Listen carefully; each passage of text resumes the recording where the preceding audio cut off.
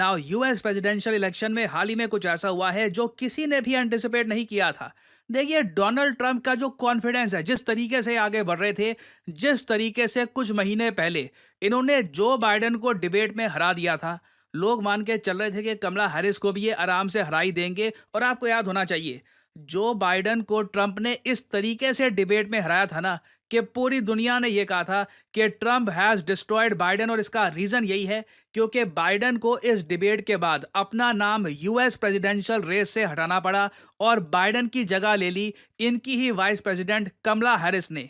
Now कमला Harris ऐसा नहीं है कि बहुत ज्यादा एक एक्सपीरियंस्ड पॉलिटिशियन है, इनके पास एक्सपीरियंस है नहीं ट्रंप जैसे आदमी से डिबेट करने का। मगर जब डिबेट का टाइम आया, कमला हैरिस ने अपनी आर्ग्यूमेंट इतने बेहतरीन तरीके से सामने रखी और कई मामलों में मैं कहूंगा ट्रंप प्रॉपरली कमला हैरिस को टारगेट नहीं कर पाए। और इन दी एंड रिजल्ट ये सामने आया कि कमला हैरिस ने ट्रंप को हरा दिया डिबेट में। अब यहाँ पे आप एक सवाल ये पूछ सकते हैं कि मगर एक डिबेट में डिसाइड कैसे किया जाता है कि कौन हारा कौन जीता? क्या ये सीएनएन डिसाइड करता है? नहीं, देखो मैं आपको एक एग्जांपल देता हूँ। जो साइड यूजुअली हारती है ना, वो साइड यूजुअली थ्योरी बनाना स्टार्ट कर देती है कि प्रतिद्वंदी ने जरूर चीटिंग करी होगी। कमला हैरिस के केस में ना सिर्फ सीएनएन, इंडियन मीडिया, x.com, हर जगह आप अगर देखोगे तो लोग यही कह रहे हैं, this was Kamala Harris night, she defeated Donald Trump in the debate. और डोनाल्ड ट्रंप के जो कई सपोर्टर्स हैं, जो इनके बिल्कुल कट्टर सपोर्टर्स हैं, उन्होंने ये तक कहना स्टार्ट कर दिया कि देखिए कमला हैरिस जीती पता है कैसे हैं? क्योंकि इन्होंने जो यहाँ पे ज्वेलरी पहन रखी थी ना, यहाँ पे एक ईयर पीस था, इससे बराक ओबामा खुद कमला हैरिस को बता रहे थे कि अच्छा, इस सवाल का जवाब तुमको ऐसे देना है, ट्रंप का रिप्लाई ऐसे करो। ऐसी अजीबो गरीब थ्योरीज, ऑब्वियसली ये अनट्रू हैं, मगर इस टाइप की थ्योरीज बहुत सारी आज के समय सर्कुलेट की जा रही है यूएस मीडिया में कि इस टाइप का जो ये डिवाइस है यूज किया था कमला हैरिस ने। तो आप समझ सकते हैं यूजुअली जो साइड हारती है ना, वही इस टाइप की थ्योरीज बनाना स्टार्ट कर देती है कि बीसीसीआई इक्वल्स आईसीसी, या फिर रिकी पॉन्टिंग के बैट में स्प्रिंग लगा हुआ था। तो आप समझ सकते हैं ओवरऑल कमला हैरिस जीत गई। बट किन पॉइंट्स पर कमला हैरिस ने यह डिबेट जीता है, ये जानते हैं। कमला हैरिस ने सबसे पहले तो ना पॉलिसी ये रखी अपनी कि जो बाइडन वो कौन है। जब भी इनसे पूछा गया कि पिछले 4 साल हमारे कैसे बीते, इन्होंने सारी जिम्मेदारी लेने से मना कर दिया। बेसिकली जब भी इनसे पूछा गया कि इन्फ्लेशन इतनी बढ़ गई, नौकरियां इतनी जनरेट आप नहीं कर पाए, यूएस इकोनॉमी हो सकता है रिसेशन में चली जाए, इनका एक जवाब था, मेरा आगे का जो प्लान है, मेरा आगे का जो प्लान है। क्योंकि ये साफ साफ कह रही थी जो भी ये हुआ पिछले 4 साल में, वो जो बाइडेन की जिम्मेदारी है। जो बाइडेन रेस से हट चुके हैं, अब आप बात कर रहे हैं कमला हैरिस से, कंप्लीटली डिफरेंट पर्सन। मुझसे अतीत के बारे में मत पूछो। तो इससे देखिए, पहली बात तो ना, जो बैगेज था कि आपने 4 साल में क्या किया, वो रिमूव कर दिया। बेसिकली इस डिबेट में लग रहा था कि दोनों बिल्कुल फ्रेश कैंडिडेट्स हैं। कोई भी ऐसा नहीं है कि सरकार में बहुत लंबे समय से बैठा हुआ है। ये मैं कहूंगा बहुत ही अच्छा मूव था कमला हैरिस का। और फिर कमला हैरिस ने बार बार ट्रंप को इस बेसिस पे अटैक किया कि ये वो आदमी है जिसके पिताजी ने इसे $400 मिलियन एक सिल्वर प्लेटर पे पकड़ा दिए थे। ये एक सेल्फ मेड आदमी नहीं है। वेरास कमला हैरिस, मैं एक सेल्फ मेड वुमेन हूं, जो मिडिल क्लास है उससे बिलोंग करती हूं। और जो मेरी नीतियां होंगी ये मिडिल क्लास के लिए होंगी। ये जो पार्ट है डिबेट का, ये बहुत इंटरेस्टिंग था। The values I bring to the importance of home ownership, knowing not everybody got handed $400 million on a silver platter and then filed bankruptcy 6 times, is a value that I bring to my work. Now Trump के पास इसका जवाब था नहीं, और ये बात सच है। Trump ने बिजनेसेस में बड़ी गलती करी थी। इनको एक ह्यूज फॉर्चून मिला था अपने फादर से। इनके फादर एक बहुत ही बड़े रियल एस्टेट ओनर थे। और तब भी ट्रंप को 6 बार बैंकरप्सी के लिए फाइल करना पड़ा। इस बात को लेकर एक डायरेक्ट अटैक किया ट्रंप पर। To say we are going to work with the private sector and home builders to increase 3 million homes, increase by 3 million homes by the end of my first term. और फिर इन्होंने आगे बात बोली कि मैं फोकस करूंगी होम ओनरशिप पे। ये बात सबको अच्छी लगती है। और यूएस में देखो, लोग आप कह लीजिए ज्यादा भरोसा करते हैं ऐसी बातों का, ऐसे वचनों का।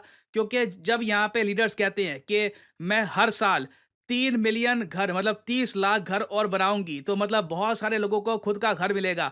होम ओनरशिप इंक्रीज करूंगी, लोग रेंट से तंग आ चुके हैं, तो उससे निवारण देने के लिए ह्यूज स्केल पे घर बनाए जाएंगे जिससे प्राइसेस कंट्रोल में आए। ये बातें लोगों को बहुत ज्यादा अट्रैक्टिव लगी। तो इस वजह से भी जो भी पोल्स हुए हैं यूएस में, वहां पर कमला हैरिस ट्रम्प से हमको आगे दिखी हैं। और जब कमला हैरिस से यह पूछा गया कि यूएस की इकोनॉमी को आप कैसे फिर से रेस करेंगी, कैसे उसको रिवाइव करेंगी, तो इनका जवाब बहुत ही सटीक और आप कह लीजिए अंडरस्टैंडेबल था। कमला हैरिस ने यह कहा कि छोटे उद्योग, स्मॉल बिजनेसेस, इनको हम कम ब्याज दरों पर लोन बांटेंगे। इससे जो स्मॉल बिजनेसेस हैं ये वापस खड़े हो जाएंगे और यूएस इकोनॉमी इनके दम पर ही चलेगी। ये बातें देखिए वहां का जो वोटर है यूएसए का, जो मिडिल क्लास आदमी है, उसको बहुत अच्छी लगती है। जब ट्रम्प से पूछा जाता है ना कि आप क्या करोगे, इनके आंसर बहुत इंटरनेशनल होते हैं। ये कहते हैं कि चाइना को मैं और सबक सिखाऊंगा, इस कंट्री के अगेंस्ट मैं टैरिफ और इंपोज कर दूंगा। ये बातें अमेरिका का जो आम नागरिक है ना, उसको समझ नहीं आता कि इससे डायरेक्टली मुझे क्या मिलेगा। आप यही मान लीजिए कमला हैरिस की जो मेन पिच थी वो यूएसए की टर्म से थी आम आदमी। आम आदमी के लिए घर, आम आदमी के लिए सस्ते लोन बांटे जाएंगे फॉर स्मॉल बिजनेसेस। ट्रम्प बात करते हैं मैक्रो लेवल की, एक ग्रैंड विजन की, एक जियोपॉलिटिकल लेवल पे ये समझाने की कोशिश कर रहे थे अमेरिकन को कि देखो मैं पावर में आया 2016 में, 2020 तक रहा पावर में। मैंने चाइना के अगेंस्ट स्टार्ट करी थी ट्रेड वॉर, दुनिया जानती है।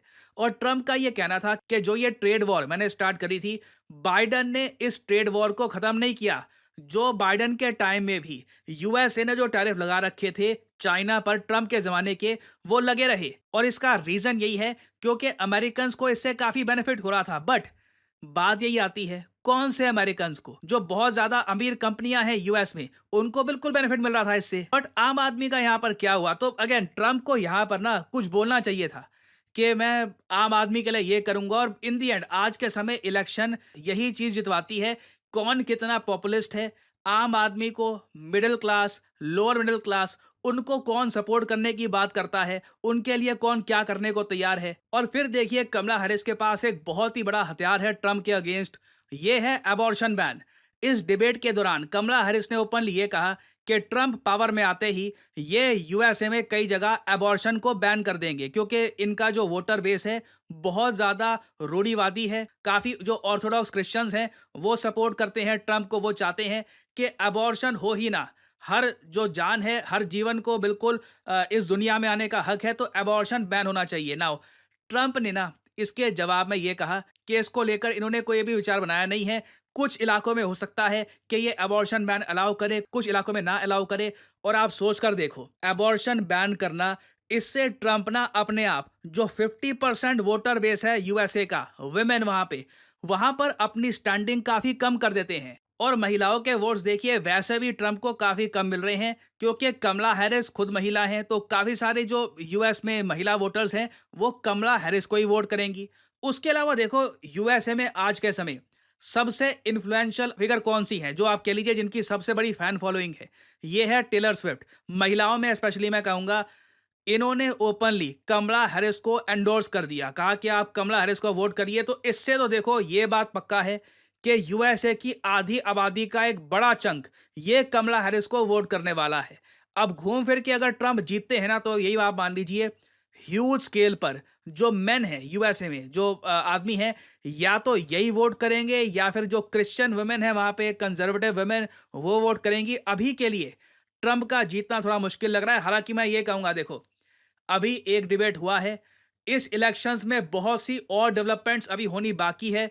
क्या पता कमला हैरिस के मुंह से कल को कुछ खराब बात निकल जाए, कुछ स्कैंडल सामने आ जाए, यू नेवर नो। बट अभी के लिए मैं कहूंगा कि कमला हैरिस हैज बीटन ट्रम्प। इस डिबेट ने ना इस इलेक्शन का फेस कंप्लीटली चेंज कर दिया है। और फाइनली यहाँ पे मैं आपसे एक सवाल पूछूंगा, हाल ही में वो कौन सा देश है जो 101st मेंबर बन चुका है इंटरनेशनल सोलर अलायंस का? ये है यहाँ पे आपकी ऑप्शंस, पैराग्वे, नेपाल, लाओस या फिर चाइना। कमेंट सेक्शन में करिए उत्तर। जो लोग सही आंसर देंगे उनकी कमेंट को मैं हार्ट दे दूंगा, ताकि बाकी लोग समझ पाए कि सही उत्तर क्या है।